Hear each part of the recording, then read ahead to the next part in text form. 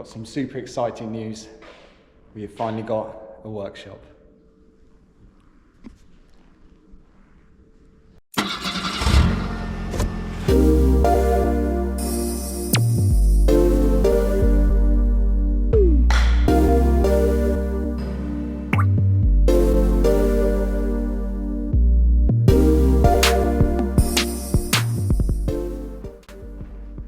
So here it is, our new workshop.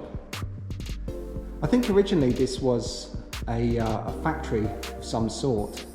You can see there that it's got a raised area, and up here, the girder that runs across the top there was actually originally a hoist or a winch of some description.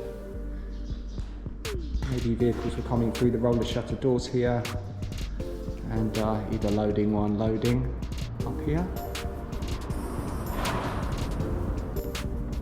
A bit of luck here that the whole workshop is actually kitted out with 100 volts and 200 volt sockets.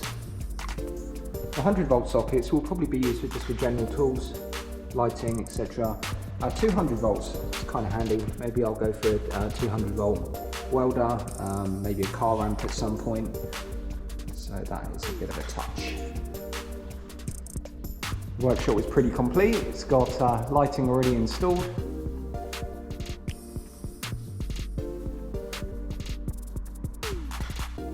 Had to do a bit of work on the floor area. It was pretty scuzzy. Had to fill in some holes, and we've treated it with some nice American grey floor paint. Up on the raised area, we've also put some floor paint, done some repairs on the floor. Not quite sure how many cars or motorbikes we can fit in here yet, but I'm sure we'll find out pretty soon.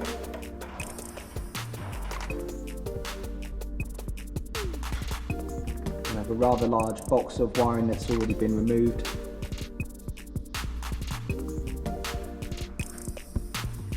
This was the board that was all fitted to. Up here, that's all the 100 volt stuff there. Actually has the lighting here, breakers. Over here's the 200 volt. Exciting times. Next up, we'll hopefully get some toolboxes, maybe some benches, need some general workshop equipment. I did manage to bring some tooling from the UK. I need general hand tools. I'll have to rebuy everything again.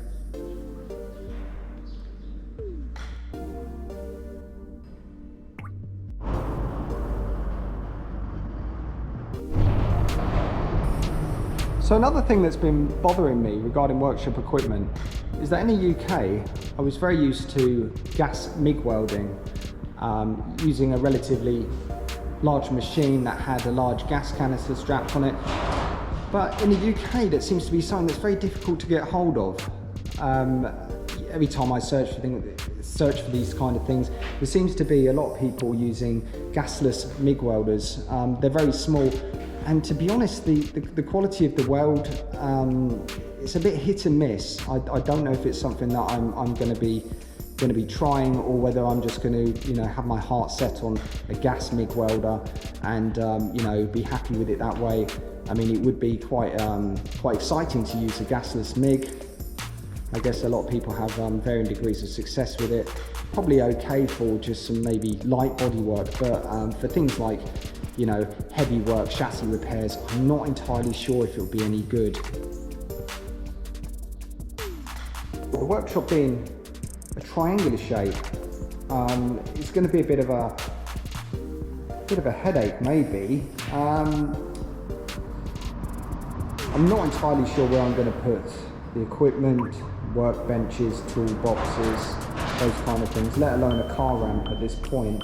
I think maybe what I'll do is just start ordering stuff and just see what sticks. Have a little bit of a move about. So at this point it actually feels that the dream is finally clicking together like a big jigsaw puzzle.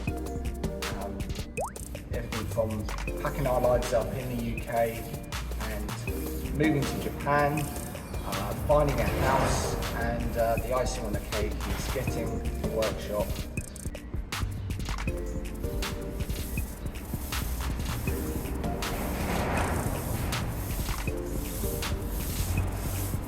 So at this point, with the workshop, I think the next port of call is actually to buy tools and equipment to get on with it, let alone some vehicles. They have a big interest in cars and motorcycles, so we'll see where this goes. What I'll do is I'll do some tool videos so you guys can actually see what I'm buying. The equipment is slightly different to the UK, so that should be good.